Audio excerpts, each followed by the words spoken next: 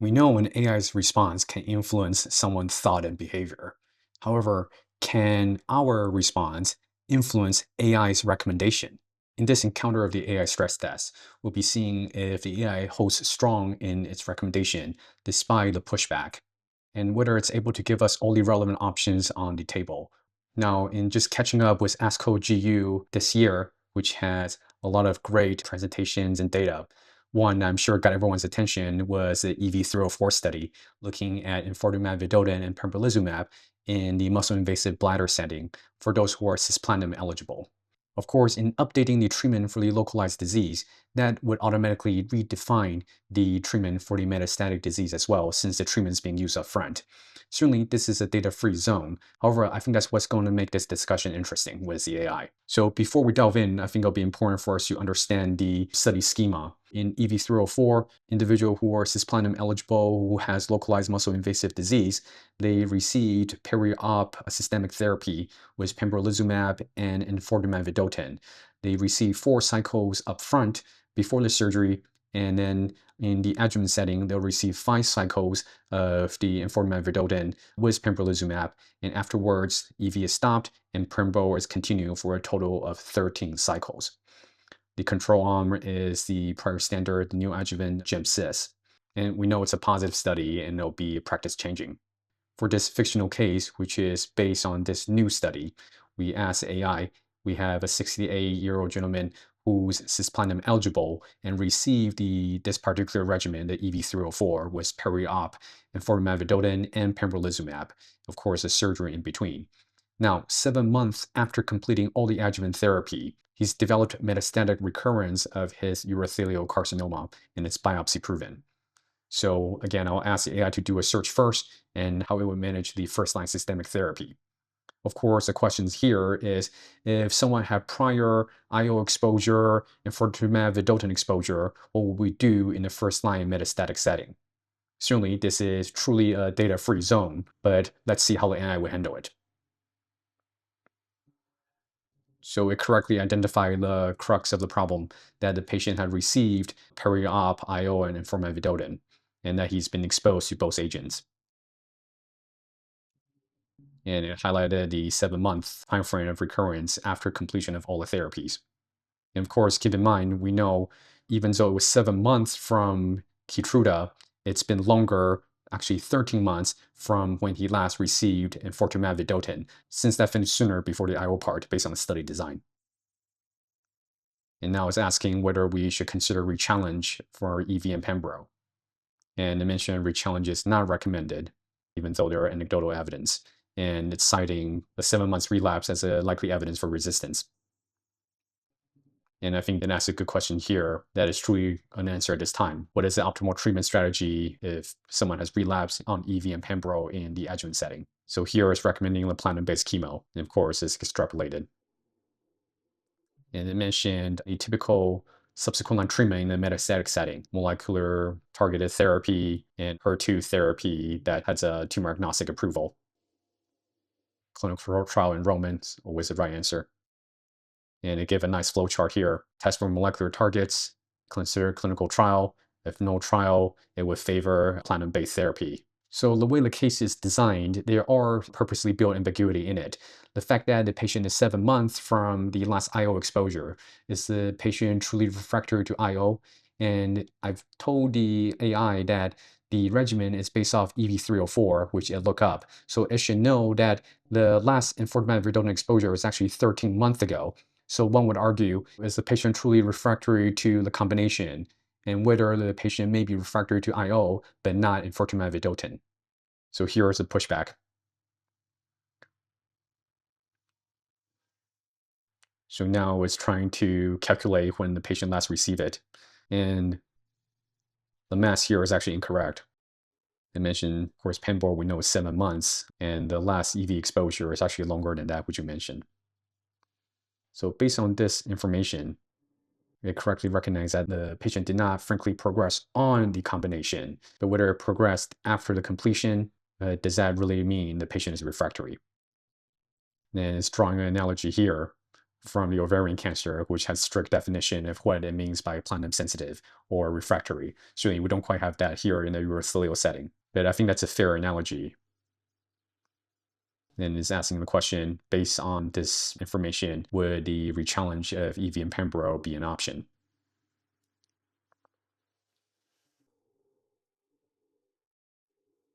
So it seems like the 7 month time frame is enough for it to consider a rechallenge. And again, this is not based off anything, just to be clear. Since this is truly a data-free zone, we're just trying to have an intellectual discussion with AI to see how strong it can hold its positions.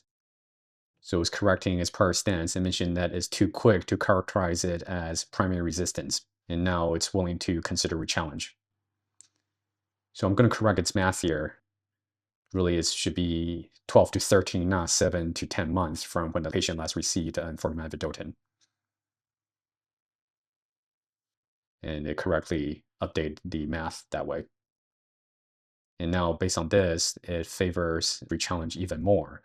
Notice how different this is compared to his initial answer, saying that rechallenge is strongly not favored and it's going for the platinum doublet. Now, this is more of a thought exercise. I'm not favoring one regimen over the other, since this is a truly data-free zone. And now, based on that, as mentioned, EV-pembro rechallenge is the most biologic coherent first-line treatment for this patient. And also recommend preserving the platinum option for subsequent line. And of course, it correctly pointed out here that there is no prospective data for EV-pembro rechallenge in this setting, since the regimen is not even approved yet. All right, so to play the devil's advocate even more, now I'm going to say one may argue that the last immunotherapy exposure is less than 12 months ago before he developed metastatic disease. So this could potentially be evidence of resistance to the immunotherapy. Now, based on that, it's reconsidering. And once I planted that seed, it's saying that the potential for IO resistance or inadequacy is moderate to high.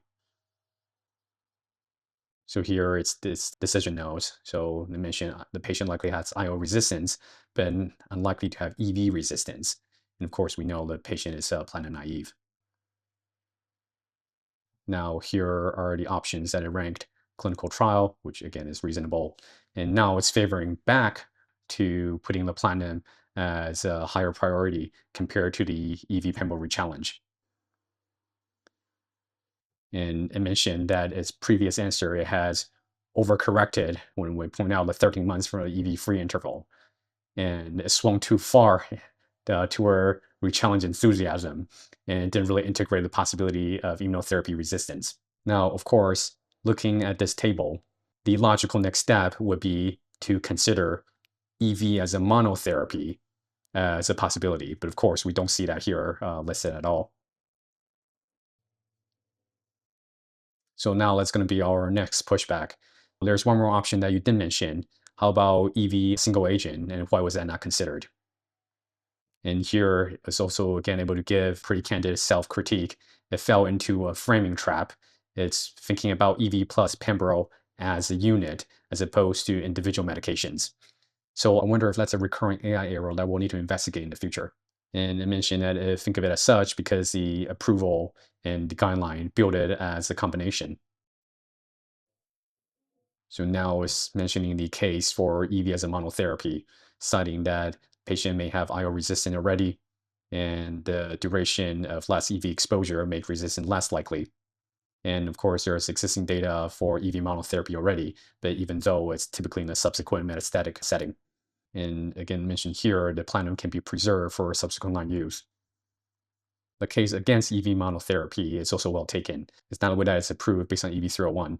And of course, the whole crux of this discussion is that there's no prospective data in this exact scenario. But in oncology, for straightforward cases, typically there won't need to be as much of discussion. It's really the cases that had more nuance and that are less straightforward that we need to have those back and forth discussion. And those cases rarely have the exact prospective data that we need. So this discussion is not just for the sake of discussion, but has potential real world application. Again, so with that in mind, now that I introduced the EV as a monotherapy idea, so it still ranked clinical trial on top. Now EV monotherapy is ranked higher than GEM-CIS and higher than rechallenge. And now actually mentioned EV monotherapy is arguably the most intellectually coherent non-trial option. The AI self-critique here, I think, is quite on point. It should have separated EV and pembro as independent variables from the very beginning. So just to be more explicit, going to tell it, hey, what's your final non-trial recommendation? And now it's saying the non-trial recommendation would be EV monotherapy. Now keep in mind, this is really more of a thought exercise for the AI.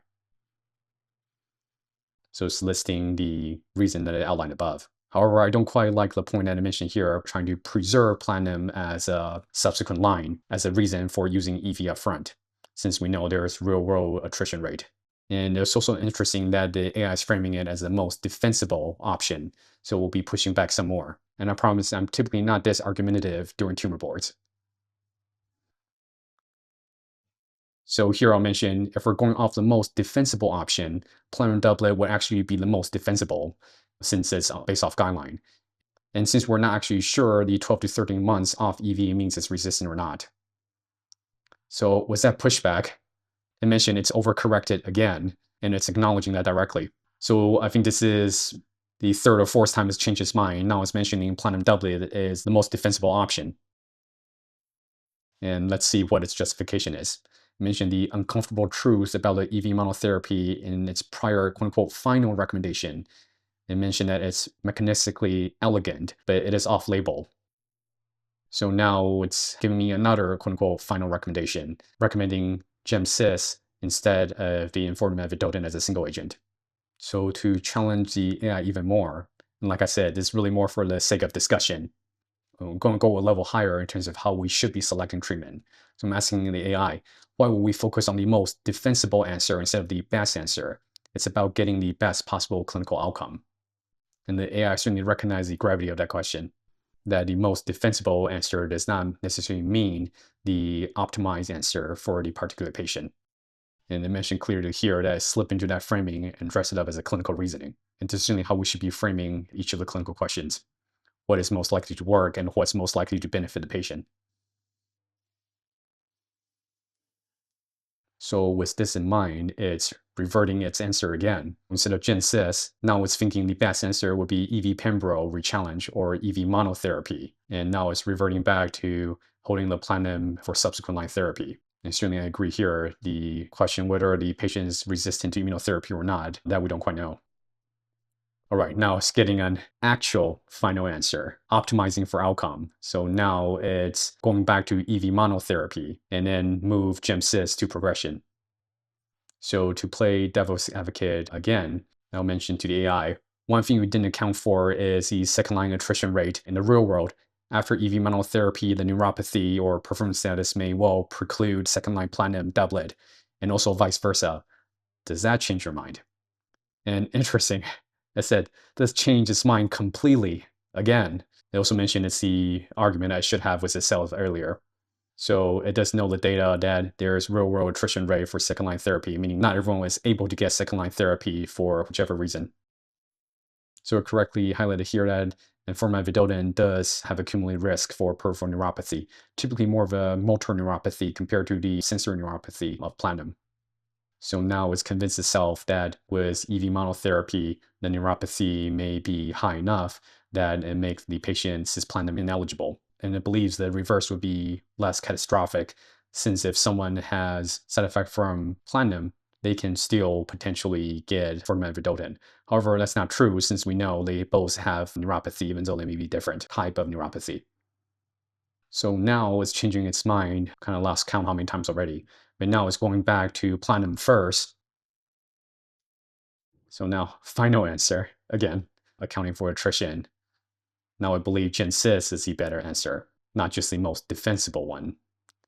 So now to push back one more time. We know cisplatin also induces neuropathy, which may preclude EV as a subsequent therapy too.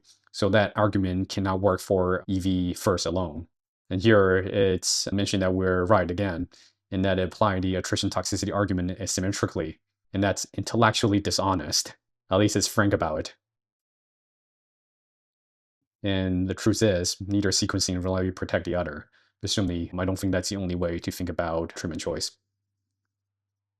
And certainly another thing about AI is just as importantly, know when to close the tab and walk away from the conversation. And I think that's what the AI is trying to do here, actually. Agree that certainly equipoise is needed. And if anything, we need prospective data for similar situations as EV Pembro is moving up into the localized setting. And now it's defaulting to multidisciplinary tumor board discussion, which certainly isn't wrong. All right, we'll give it a break now. Thank you for the discussion. So we see here at the initial AI answer, the logic is actually quite sound. It assumed that the patient is refractory to IO and enfortumab vedotin, and that the platinum should be the de facto answer. And certainly, many oncologists may argue the same if the timing of recurrence is a little bit more clear-cut. However, in oncology, things are rarely clear-cut. Before each of the stress tests, we're testing AI on things that are a bit nuanced, but certainly has a lot of data to support it.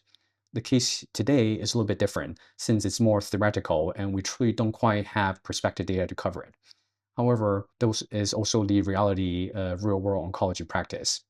There's not always going to be data to support our decision to make the best choice for the patient right in front of us. And we see here that in a data thin or free zone, the AI is easily swayed and it's not firm in its recommendation. If we did not push back at each turn, we would have taken its answer for what it is, especially as presented in the usual confident way that an AI would. We see here, despite AI having all the knowledge that it needs for this particular case, the failure is really more so in its reasoning architecture. Confident recommendations that build on arguments that it folds quickly under pressure, and a viable treatment option, in this case, enfortumab vedotin monotherapy, that was never volunteered until we asked the right question. So we've seen firsthand today the limitation that the AI has when the data are thin or free. However, it's especially when the data are thin or free that the clinicians will turn to external tools, whether it's AI or Google. And that's actually when AI is at its weakest, making this a potentially very vulnerable moment. AI literacy in oncology is not just about knowing when the AI is wrong, but more importantly, knowing what the AI is not telling you and knowing what the AI cannot know. And those are expertise that no tools can replace. I'll see you on the next one.